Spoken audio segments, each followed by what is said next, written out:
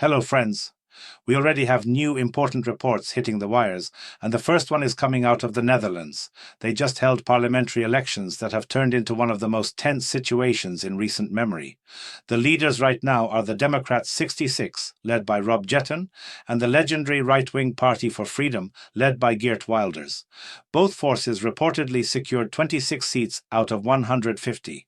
Now, the 100% final result will come later, but this is the picture for now. And what does this mean? It means the country is facing, to put it very mildly, extremely complicated coalition negotiations.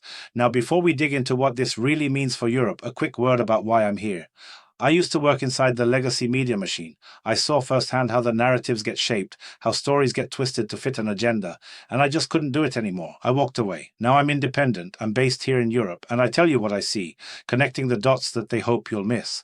And if you appreciate that independence, if you value this perspective, please take a second to hit that like button and subscribe to the channel. And if you're able, perhaps consider becoming a channel sponsor. It's your support that keeps this voice independent and allows me to keep digging. Thank you. So, back to the Netherlands. Geert Wilders has already announced that he will not allow the left to form a government, that he will do everything possible to prevent it. But what truly surprised Europe, and not just Europe, was that many voters in the Netherlands gave their preference to the left-wing party, specifically to Rob Jetten. This is a man with no real experience who is also the complete opposite of Geert Wilders. But, and here's the key, Jetten is perfectly acceptable to the leadership of the European Commission and, shall we say, those standing behind them.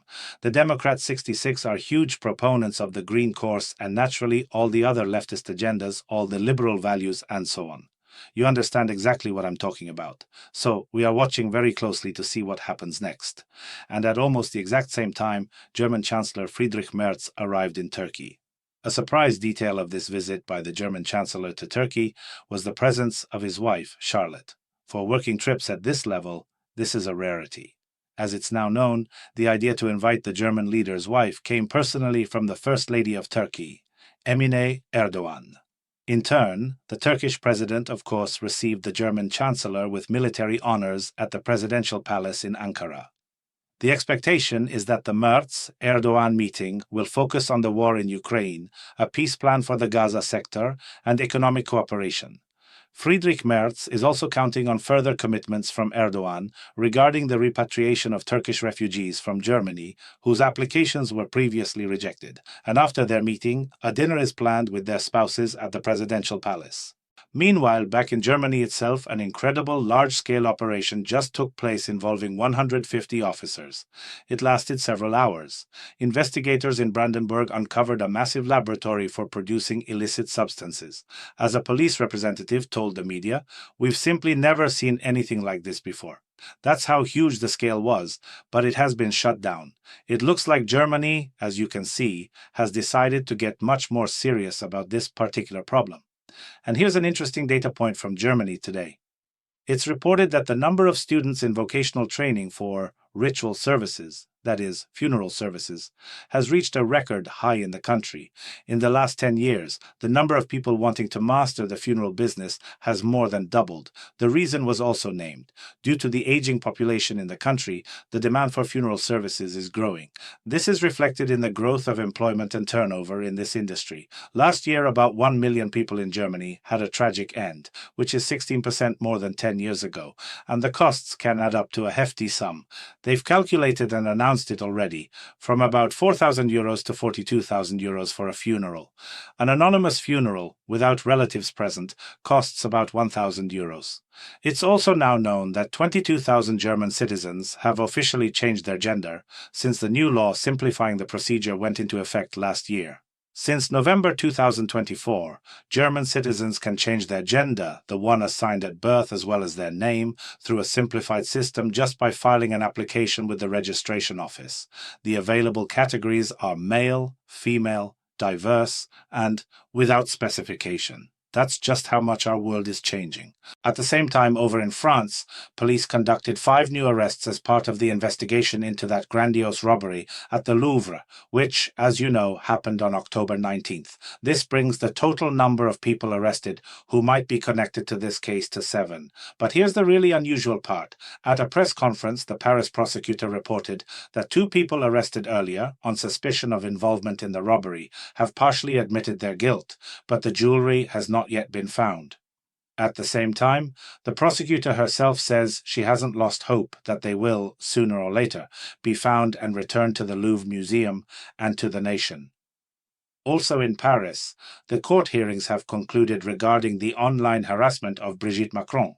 10 people are accused of publishing and spreading posts in which Brigitte Macron is called a man, and other similar messages. I touched on this topic earlier.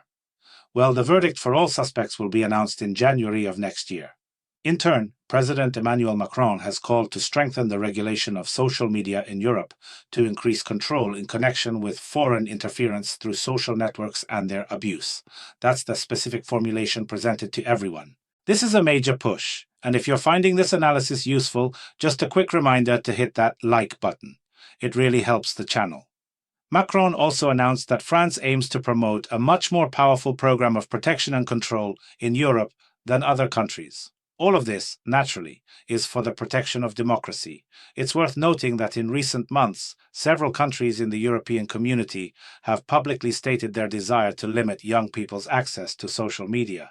But France is the clear leader in this process. The head of the European Commission, Ursula von der Leyen, also personally supports limiting social media for the younger generation and has already instructed a group of experts to present measures by the end of this year that can be adopted at the level of the entire European Union.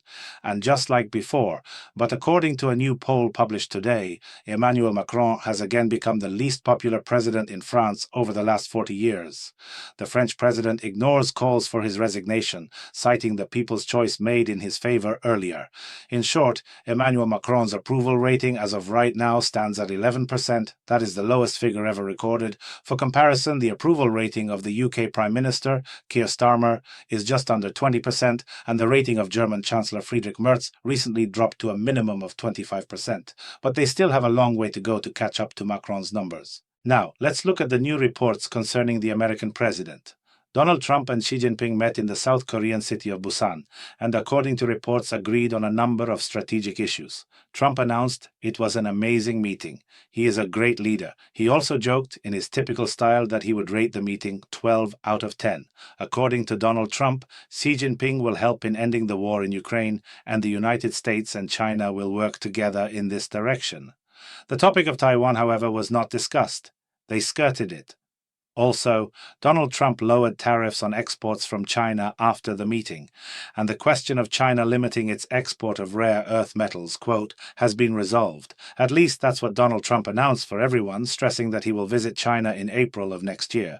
Furthermore, the United States will suspend for 1 year the collection of special port fees from Chinese ships entering American ports, and China will suspend its countermeasures against American ships for a year. The U.S. will also suspend its investigations into China's maritime, logistics, and construction industries for 1 year, and China will suspend its countermeasures against the U.S. Later, the Chinese Ministry of Foreign Affairs published a statement saying that dialogue is better than confrontation, and that the two leaders agreed to strengthen cooperation in various areas. At the moment, Donald Trump is very pleased with the meeting. He's not hiding it. We're told Trump secured an agreement from China to purchase 25 million tons of American soybeans annually, 12 million of which will be delivered immediately. This was loudly announced by Treasury Secretary Scott Bessent. China also apparently approved an agreement to transfer ownership of TikTok's U.S. assets. It's expected they'll be owned by a new enterprise, which will be predominantly owned by American investors. But here's the other side of the coin. How pleased is China's leader Xi? That's very difficult to say right now. It's also worth considering that Donald Trump and Xi spoke for about 2 hours behind closed doors. So much of what was discussed between them remains unknown. But what is clear is that a détente, a thaw, is being observed between the two superpowers. And as you know, when Xi Jinping came to the US under Joe Biden in November 2023, The Democrats, well, they greeted him like a king, they fawned over him, but no détente occurred. So, we are watching very carefully to see what happens next.